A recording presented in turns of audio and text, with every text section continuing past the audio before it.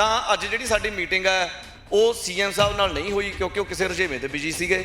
ਤਾਂ ਉਹਨਾਂ ਦੇ ਓਐਸਡੀ ਸਾਹਿਬ ਨਾਲ ਸੁਖਬੀਰ ਸਿੰਘ ਨਾਲ ਜਿਹੜੀ ਸਾਡੀ ਮੀਟਿੰਗ ਅੱਜ ਦੀ ਉਹ ਹੋਈ ਹੈ ਜੀ। ਤਾਂ ਇੱਥੇ ਅਸੀਂ ਹੋਪਫੁਲ ਹੈਗੇ ਆ, ਪਰ ਆਉਣ ਵਾਲੇ ਮਹੀਨੇ ਡੇਢ ਮਹੀਨੇ ਦੇ ਵਿੱਚ ਸਾਨੂੰ ਰੁੱਖ ਪਤਾ ਲੱਗ ਜੂਗਾ ਵੀ ਸਰਕਾਰ ਪਿਛਲੀ ਸਰਕਾਰ ਦੇ ਵਾਂਗੂ ਲਾਰਿਆਂ ਦੇ ਵਿੱਚ ਹੀ ਸਮਾਂ ਕੱਢੂਗੀ ਜਾਂ ਜ਼ਮੀਨੀ ਪੱਧਰ ਦੇ ਉੱਪਰ ਕੋਈ ਇਹ ਆਊਟਪੁੱਟ ਹੈ ਜਿਹੜੀ ਉਹ ਸਾਨੂੰ ਦਿਊਗੀ। ਜੇਕਰ ਸਾਨੂੰ ਆਊਟਪੁੱਟ ਮਿਲੂਗੀ ਤਾਂ ਗੁੱਡ ਹੈ, ਜੇਕਰ ਨਹੀਂ ਆਊਟਪੁੱਟ ਮਿਲੂਗੀ ਤਾਂ ਫਿਰ ਅਸੀਂ ਸੰਘਰਸ਼ ਕਰਨ ਲਈ ਤਿਆਰ ਹਾਂ। ਪਿਛਲੀ ਸਰਕਾਰ ਦੇ ਕੋਲੇ ਸਿਰਫ ਪੀਪਾ ਮੰਤਰੀ ਜਿਹੜੇ ਮਨਪ੍ਰੀਤ ਸੀਗੇ ਉਹ ਇਹੀ ਰਾਗ ਅਲਾਪਦੇ ਰਹੇ ਕਿ ਖਜ਼ਾਨਾ ਖਾਲੀ ਹੈ।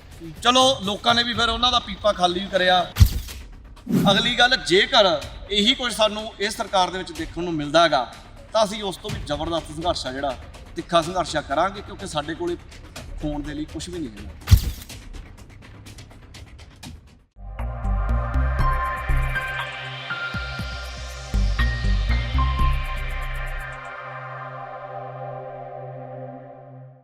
ਪੰਜਾਬ ਦੇ ਨੌਜਵਾਨਾਂ ਦੀ ਤਰਾਸਦੀ ਰਹੀ ਹੈ ਕਿ ਪੰਜਾਬ ਦੇ ਨੌਜਵਾਨਾਂ ਨੂੰ ਅਤੇ ਮੁਟਿਆਰਾਂ ਨੂੰ ਵੱਡੀ ਉੱਚ ਵਿਦਿਆ ਪ੍ਰਾਪਤ ਕਰਕੇ ਵੀ ਕਿਤੇ ਨਾ ਕਿਤੇ ਜਿਹੜਾ ਨੌਕਰੀਆਂ ਤੋਂ ਹੱਥ ਧੋਣੇ ਪੈਂਦੇ ਨੇ ਔਰ ਵਿਦੇਸ਼ ਦੇ ਵੱਲੇ ਰੁਝਾਨ ਕਿਉਂ ਕਰਨਾ ਪੈਂਦਾ ਹੈ।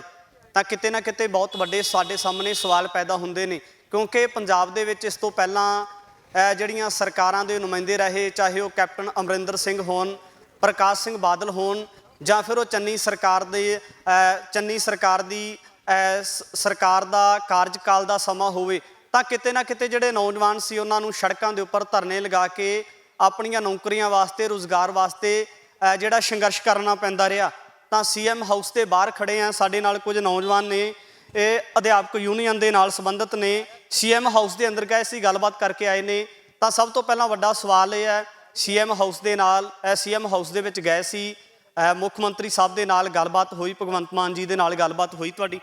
ਅਸੀਂ ਬੀਐਡ ਟੈਟ ਪਾਸ ਬੇਰੁਜ਼ਗਾਰ ਅਧਿਆਪਕ ਜਥੇਬੰਦੀ ਵੱਲੋਂ ਅੱਜ ਸਾਨੂੰ ਮੀਟਿੰਗ ਜਿਹੜੀ ਹੈਗੀ ਆ ਉਹ ਸੀਐਮ ਸਾਹਿਬ ਨਾਲ ਮਿਲੀ ਸੀ। 22 ਤਰੀਕ ਨੂੰ ਅਸੀਂ ਇਹਦੀ ਰਿਹਾਇਸ਼ ਗਏ ਸੀ ਜਿੱਥੇ ਆਏ ਹੋਏ ਸੀ। ਤਾਂ ਅੱਜ ਜਿਹੜੀ ਸਾਡੀ ਮੀਟਿੰਗ ਹੈ ਉਹ ਸੀਐਮ ਸਾਹਿਬ ਨਾਲ ਨਹੀਂ ਹੋਈ ਕਿਉਂਕਿ ਉਹ ਕਿਸੇ ਰੁਝੇਵੇਂ ਤੇ ਬਿਜੀ ਸੀਗੇ। ਤਾਂ ਉਹਨਾਂ ਦੇ ਓਐਸਡੀ ਸਾਹਿਬ ਨਾਲ ਸੁਖਬੀਰ ਸਿੰਘ ਨਾਲ ਜਿਹੜੀ ਸਾਡੀ ਮੀਟਿੰਗ ਅੱਜ ਦੀ ਉਹ ਹੋਈ ਹੈ ਜੀ। ਸਮਾਂ ਲੈ ਕੇ ਗਏ ਸੀ ਅੱਜ ਦਾ ਜਿਹੜਾ ਮੀਟਿੰਗ ਦਾ ਸੀਗਾ? ਬਕਾਇਦਾ ਅਸੀਂ ਸੰਗਰੂਰ ਵਿਖੇ ਸਾਨੂੰ ਸਮਾਂ ਇਹਨਾਂ ਦੇ ਓਐਸਡੀ ਸਾਹਿਬ ਵੱਲੋਂ ਔਰ ਤਹਿਸੀਲਦਾਰ ਸਾਹਿਬ ਵੱਲੋਂ ਸੀਐਮ ਦਾ ਹੀ ਦਿੱਤਾ ਗਿਆ ਸੀਗਾ। ਭਗਵੰਤ ਮਾਨ ਜੀ ਦਾ ਸਮਾਂ ਦਿੱਤਾ ਗਿਆ ਸੀ ਕਿਉਂਕਿ ਉੱਥੇ ਭਗਵੰਤ ਮਾਨ ਜੀ ਆਪਦੀ ਰਿਹਾਇਸ਼ ਦੇ ਵਿੱਚ ਆਏ ਸੀ। ਤਾਂ ਅਸੀਂ ਮਿਲਣ ਦੀ ਕੋਸ਼ਿਸ਼ ਕੀਤੀ। ਉਹ ਕਹਿੰਦੇ ਅੱਜ ਆਪਣੇ ਇਹ ਨਿੱਜੀ ਰੁਝੇਵੇਂ ਦੇ ਵਿੱਚ ਆਏ ਨੇ, ਤੁਸੀਂ 28 ਤਰੀਕ ਨੂੰ ਸੀਐਮ ਹਾਊਸ ਆ ਜਿਓ।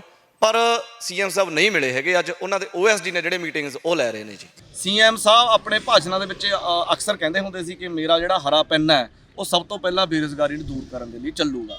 ਤਾਂ ਚਲੋ ਉਹਨਾਂ ਨੇ ਪੈਨ ਚਲਾਇਆ ਵੀ ਆ, 25,000 ਪੋਸਟਾਂ ਦੀ ਅਨਾਉਂਸਮੈਂਟ ਕੀਤੀ ਆ। ਪਰ ਜਿਹੜਾ ਇਹਨਾਂ ਦੀ ਮੇਨ ਜਿਹੜਾ ਇਹਨਾਂ ਦਾ ਸੀਗਾ ਵੀ ਅਸੀਂ ਹੈਲਥ ਤੇ ਐਜੂਕੇਸ਼ਨ ਦੇ ਵਿੱਚ ਇੰਪਰੂਵਮੈਂਟ ਕਰਨੀ ਹੈ।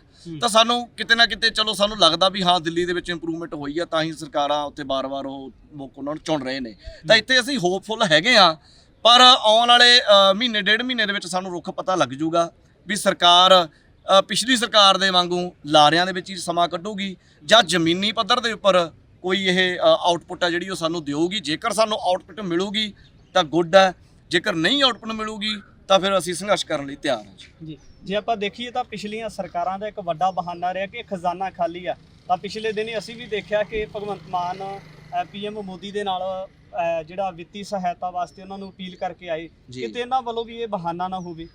ਦੇਖੋ, ਪਿਛਲੀ ਸਰਕਾਰ ਦੇ ਕੋਲੇ ਸਿਰਫ ਪੀਪਾ ਮੰਤਰੀ ਜਿਹੜੇ ਮਨਪ੍ਰੀਤ ਸੀਗੇ ਉਹ ਇਹੀ ਰਾਗ ਅਲਾਪਦੇ ਰਹੇ ਕਿ ਖਜ਼ਾਨਾ ਖਾਲੀ ਹੈ। ਚਲੋ ਲੋਕਾਂ ਨੇ ਵੀ ਫਿਰ ਉਹਨਾਂ ਦਾ ਪੀਪਾ ਖਾਲੀ ਕਰਿਆ, ਵੋਟਾਂ ਨਹੀਂ ਪਾਈਆਂ। ਤੇ ਠੀਕ ਹੈ, ਪਿਛਲੇ ਸਮੇਂ ਦੇ ਵਿੱਚ ਸੀਐਮ ਸਾਹਿਬ ਗਏ ਨੇਗੇ, ਪਰ ਇਹਨਾਂ ਨੇ ਕਿਹਾ ਸੀ ਵੀ ਅਸੀਂ ਜਿਹੜੀ ਲੀਕੇਜ ਹੈਗੀ ਉਹਨੂੰ ਬੰਦ ਕਰਾਂਗੇ, ਮਾਈਨਿੰਗ ਦੀ ਜਾਂ ਲੀਕਰ ਦੀ ਜਿਹੜੀ ਲੀਕੇਜ ਬੰਦ ਕਰਕੇ ਅਸੀਂ ਖਜ਼ਾਨਾ ਭਰਾਂਗੇ। ਉਮੀਦ ਆ ਵੀ ਇਹ ਖਜ਼ਾਨੇ ਖਾਲੀ ਵਾਲਾ ਜਿਹੜਾ ਰਾਗ ਨਹੀਂ ਲੱਪਣਗੇ ਤੇ ਉਮੀਦ ਆ ਵੀ ਖਜ਼ਾਨਾ ਭਰਨਗੇ। ਜੇਕਰ ਨਹੀਂ ਮਤਲਬ ਕਿ ਉਹ ਲੀਕੇਜ ਨੂੰ ਰੋਕਦੇ ਤਾਂ ਖਜ਼ਾਨਾ ਨਹੀਂ ਭਰੂਗਾ। ਪਰ ਇਹ ਬਹਾਨਾ ਚੱਲਣਾ ਨਹੀਂ ਗਾ, ਕਿਉਂਕਿ ਬਹਾਨਾ ਪੁਰਾਣਾ ਹੋ ਚੁੱਕਿਆ ਗਾ।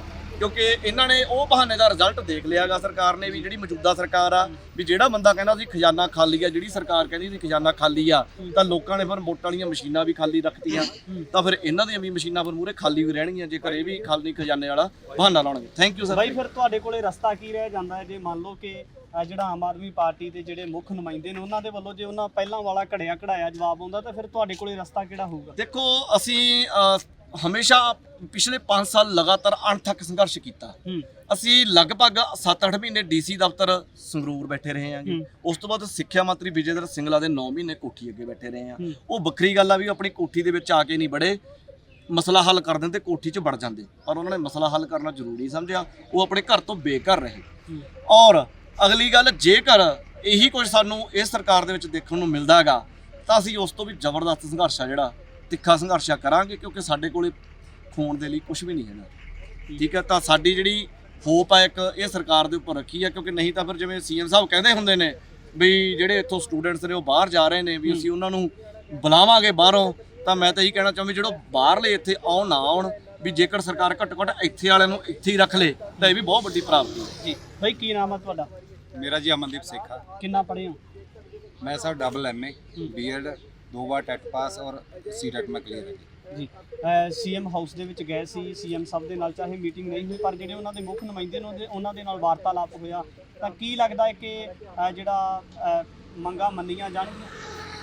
ਸਰ ਅੱਜ ਦੀ ਜਿਹੜੀ ਮੀਟਿੰਗ ਸੁਖਬੀਰ ਜੀ ਨਾਲ ਹੋਈ ਹੈ ਬਹੁਤ ਵਧੀਆ ਮਾਹੌਲ ਦੇ ਵਿੱਚ ਹੋਈ। ਅਸੀਂ ਉਹਨਾਂ ਨੂੰ ਆਪਣੀਆਂ ਮੰਗਾਂ ਮਸਲਿਆਂ ਬਾਰੇ ਚੰਗੀ ਤਰ੍ਹਾਂ ਜਾਣੂ ਕਰਵਾਇਆ। ਜਿਹੜੇ ਵੀ ਸਾਡੇ ਕੋਲ ਫੈਕਟਸ ਸੀ, RTI ਸੀ, ਉਹ ਅਸੀਂ ਉਹਨਾਂ ਨੂੰ ਸ਼ੋਅ ਕੀਤੀਆਂ ਕਿ ਕਿਸ ਸਾਜ਼ਿਸ਼ ਦੇ ਤਹਿਤ ਪਿਛਲੀ ਸਰਕਾਰ ਦੇ ਸਮੇਂ ਜਿਹੜਾ ਸਿੱਖਿਆ ਸਕੱਤਰ ਸੀ ਕ੍ਰਿਸ਼ਨ ਕੁਮਾਰ, ਉਹਨਾਂ ਨੇ ਕਿਸ ਤਰ੍ਹਾਂ ਸਾਡੀਆਂ ਜਿਹੜੀਆਂ ਤਿੰਨੇ ਸਬਜੈਕਟਾਂ ਦੀਆਂ SST ਹਿੰਦੀ ਔਰ ਪੰਜਾਬੀ ਦੀਆਂ ਪੋਸਟਾਂ ਕਿੱਦਾਂ ਉਹਨਾਂ ਨੂੰ ਇੰਗਲਿਸ਼ ਵਾਲੇ ਬੰਦਿਆਂ ਨੂੰ ਜਾਂ ਸਾਇੰਸ ਵਾਲੇ ਬੰਦਿਆਂ ਨੂੰ, ਮੈਥ ਵਾਲੇ ਬੰਦਿਆਂ ਨੂੰ ਉਧਰ ਉਹਨਾਂ ਨੂੰ ਕਨਵਰਟ ਕਰਕੇ ਕਿੱਦਾਂ ਇਹਨਾਂ ਜਿਹੜੀਆਂ ਤਿੰਨੇ ਵਿਸ਼ਿਆਂ ਦੀਆਂ ਪੋਸਟਾਂ ਸੀ ਉਹਨਾਂ ਨੂੰ ਖਤਮ ਕੀਤਾ ਇੱਕ ਸਾਜ਼ਿਸ਼ ਤਹਿਤ।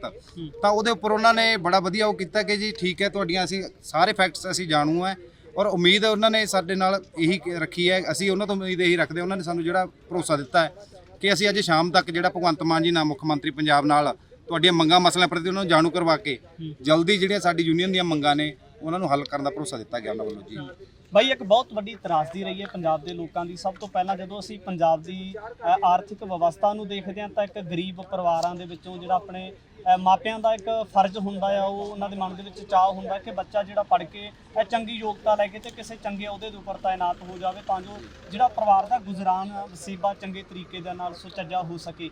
ਤਾਂ ਕੀ ਦੇਖਿਆ ਜਾਵੇ, ਸਭ ਤੋਂ ਪਹਿਲਾਂ ਉਹ ਪਰਿਵਾਰ ਜਿਹੜੇ ਆਪਣੇ ਮੁਸ਼ੱਕਤ ਕਰਕੇ ਤਨਦੇਹੀ ਦੇ ਨਾਲ ਤਕਰੀਬਨ 15-20 ਸਾਲ ਤੱਕ ਬੱਚੇ ਨੂੰ ਚੰਗੀ ਯੋਗਤਾ ਹਾਸਲ ਕਰਵਾਉਂਦੇ ਨੇ, ਪੈਸਾ ਖਰਚਦੇ ਨੇ, ਤਾਂ ਜ਼ਿੰਦਗੀ ਦੀ ਲੰਬੀ ਮਿਹਨਤ ਲਗਾਉਂਦੇ ਨੇ, ਤਾਂ ਉਸ ਤੋਂ ਬਾਅਦ ਇੱਕ ਨਵਾਂ ਸੰਘਰਸ਼ ਪੰਜਾਬ ਦੇ ਲੋਕਾਂ ਨੂੰ ਜਾਂ ਨੌਜਵਾਨ ਮੁਟਿਆਰਾਂ ਨੂੰ, ਧੀਆਂ ਨੂੰ ਕਿਉਂ ਵਿੱਢਣਾ ਪੈਂਦਾ ਹੈ? ਇਹ ਵੀ ਤੁਹਾਡੀ ਗੱਲ ਸਹੀ ਹੈ ਭਾਜੀ, ਇੱਕ ਤਰਾਸਦੀ ਰਹੀ ਹੈ ਕਿਉਂਕਿ ਹਾਲਾਂਕਿ ਹੋਣਾ ਤਾਂ ਇਹ ਚਾਹੀਦਾ ਜਿੱਦਾਂ ਪਿਛਲੇ ਸਮਿਆਂ ਦੇ ਵਿੱਚ ਹੁੰਦਾ ਸੀ। ਕਿਉਂਕਿ ਗਰੀਬ ਪਰਿਵਾਰ ਦੇ ਬੱਚੇ, ਮੱਧ ਵਰਗੀ ਪਰਿਵਾਰ ਦੇ ਬੱਚੇ ਕਿਸਾਨੀ ਚੋਂ ਜਾਂ ਮਜ਼ਦੂਰ ਵਰਗ ਚੋਂ ਜਿਹੜੇ ਹੈ ਬੜੀ ਤੰਗੀ ਤੁਰਸ਼ੀ ਦੇ ਨਾਲ ਪੜ੍ਹ ਕੇ ਇੱਥੇ ਤੱਕ ਪਹੁੰਚਦੇ ਆ। ਪਰ ਪਿਛਲੇ ਸਮੇਂ ਦੀ ਜਿਹੜੀ ਸਰਕਾਰਾਂ ਰਹੀਆਂ ਨੇ ਉਹਨਾਂ ਵੱਲੋਂ ਕੀ ਕੀਤਾ ਜਾਂਦਾ, ਜਦੋਂ ਹਾਲਾਂਕਿ ਹੋਣਾ ਇਹ ਚਾਹੀਦਾ ਕਿ ਅਸੀਂ BEd ਦੀ ਡਿਗਰੀ ਪਾਸ ਕਰ ਲਈ, ਸਾਨੂੰ ਯੂਨੀਵਰਸਿਟੀ ਨੇ ਡਿਗਰੀ ਦੇ ਦਿੱਤੀ ਹੈ, ਇਹਦਾ ਮਤਲਬ ਇਹ ਹੁੰਦਾ ਕਿ ਤੁਸੀਂ ਬੱਚਿਆਂ ਨੂੰ ਪੜ੍ਹਾਉਣ ਦੇ ਯੋਗ ਹੋ, ਵਿਦਿਆਰਥੀਆਂ ਨੂੰ।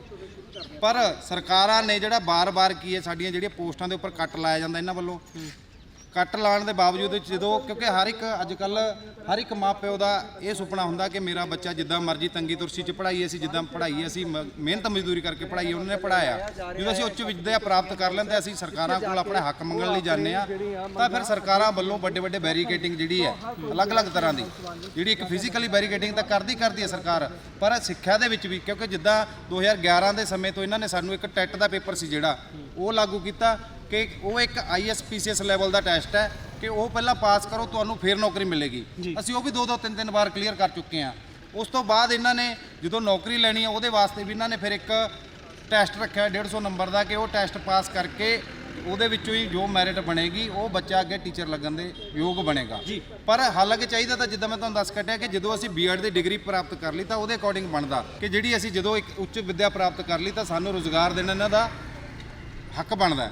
ਪਰ ਸਰਕਾਰਾਂ ਨੇ ਬਾਰ-ਬਾਰ ਕਿਉਂਕਿ ਸਾਨੂੰ ਸਾਡੇ ਜਿਹੜੇ ਇਹਨਾਂ ਦੇ ਮੰਤਰੀ ਰਹੇ ਆ ਜਾਂ ਪਿਛਲੇ ਸਮੇਂ ਦੇ ਜਿੱਦਾਂ ਖਾਲੀ ਪੀਪਾ ਮੰਤਰੀ ਸੀ, ਕਿਉਂਕਿ ਉਹ ਬਾਰ-ਬਾਰ ਕਹਿੰਦੇ ਕਿ ਖਜ਼ਾਨਾ ਖਾਲੀ ਹੈ, ਖਜ਼ਾਨੇ ਅਸੀਂ ਤਾਂ ਨਹੀਂ ਖਾਲੀ ਕੀਤੇ। ਇਹ ਤਾਂ ਸਵੇਰ ਦੇ ਉੱਠਣ ਤੋਂ ਲੈ ਕੇ ਸ਼ਾਮ ਤੱਕ ਅਸੀਂ ਜਿਹੜਾ ਕੋਈ ਵੀ ਚੀਜ਼ ਖਾਣੇ ਪੀਂਦੇ ਆ, ਖਰੀਦਦੇ ਆ, ਅਸੀਂ ਉਹਦਾ ਬਕਾਇਦਾ ਟੈਕਸ ਭਰਦੇ ਆ, ਕਿਉਂਕਿ ਇਹਨਾਂ ਨੇ ਆਪਣੀਆਂ ਐਸ਼ਪ੍ਰਸਤੀਆਂ ਵਾਸਤੇ ਜਿਹੜੇ ਮੰਤਰੀਆਂ ਨੇ ਜਿਹੜੇ ਪੈਸੇ ਖਰਚ ਕੀਤੇ ਆ ਉਹਦੇ ਕਰਕੇ ਇਹਨਾਂ ਨੇ ਪੰਜਾਬ ਦੇ ਸਿਰ ਇੰਨਾ ਵੱਡਾ ਜਿਹੜਾ ਕਰਜ਼ਾ ਉਹ ਚੜਾਇਆ ਤਾਂ ਪੰਜਾਬ ਦੇ ਲੋਕਾਂ ਦੀ ਜਿਹੜੀਆਂ ਨੌਕਰੀਆਂ ਨੇ ਇਸ ਤਰ੍ਹਾਂ ਇਹਨਾਂ ਨੇ ਖਤਮ ਕੀਤੀਆਂ ਜੀ। ਬਿਲਕੁਲ ਤੁਸੀਂ ਦੇਖ ਸਕਦੇ ਹੋ ਕਿ ਨੌਜਵਾਨਾਂ ਦੇ ਨਾਲ ਗੱਲਬਾਤ ਕੀਤੀ ਹੈ। ਤਗੂਣੀਆਂ ਡਿਗਰੀਆਂ ਵੀ ਲੈ ਕੇ ਆਪਣੇ ਹੱਥਾਂ ਦੇ ਵਿੱਚ ਕੇਵਲ ਡਿਗਰੀਆਂ ਹੀ ਨੌਜਵਾਨਾਂ ਦੇ ਕੋਲ ਨੇ, ਕਿਉਂਕਿ ਅਜੇ ਤੱਕ ਰੁਜ਼ਗਾਰ ਤਾਂ ਕਿਸੇ ਵੀ ਸਰਕਾਰ ਦੇ ਵੱਲੋਂ ਨਹੀਂ ਦਿੱਤਾ ਗਿਆ, ਚਾਹੇ ਉਹ ਕਿਸੇ ਵੀ ਧਿਰ ਦੇ ਨਾਲ ਸੰਬੰਧਿਤ ਸਰਕਾਰ ਕਿਉਂ ਨਾ ਹੋਵੇ। ਤਾਂ ਅੱਜ ਭਗਵੰਤ ਮਾਨ ਜੀ ਦੇ ਜਿਹੜੇ ਮੁੱਖ ਨੁਮਾਇੰਦੇ ਨੇ ਉਹਨਾਂ ਦੇ ਨਾਲ ਗੱਲਬਾਤ ਕਰਕੇ ਆਏ ਨੇ। ਤਾਂ ਆਉਣ ਵਾਲੇ ਦਿਨਾਂ ਦੇ ਵਿੱਚ ਦੇਖਣਾ ਹੋਵੇਗਾ ਕਿ ਭਗਵੰਤ ਮਾਨ ਦੇ ਵੱਲੋਂ ਕਿਸ ਤਰ੍ਹਾਂ ਦਾ ਹੁੰਗਾਰਾ ਮਿਲਦਾ ਹੈ, ਔਰ ਜਿਹੜੇ ਬੇਰੁਜ਼ਗਾਰ ਅਧਿਆਪਕ ਨੇ, ਬੇਰੁਜ਼ਗਾਰ ਮੁਟਿਆਰਾਂ ਨੇ, ਤਾਂ ਉਹਨਾਂ ਨੂੰ ਕਿਸ ਤਰੀਕੇ ਦੇ ਨਾਲ ਰੁਜ਼ਗਾਰ ਦੇ ਉੱਪਰ ਤਾਇਨਾਤ ਕੀਤਾ ਜਾਵੇਗਾ। ਆਉਣ ਵਾਲੇ ਸਮੇਂ ਦੇ ਵਿੱਚ ਇਸ ਤਰ੍ਹਾਂ ਦੇ ਤਮਾਮ ਪੱਖ ਲੈ ਕੇ ਤੁਹਾਡੇ ਦਰਮਿਆਨ ਹਾਜ਼ਰ ਹੋਵਾਂਗਾ। ਧੰਨਵਾਦ।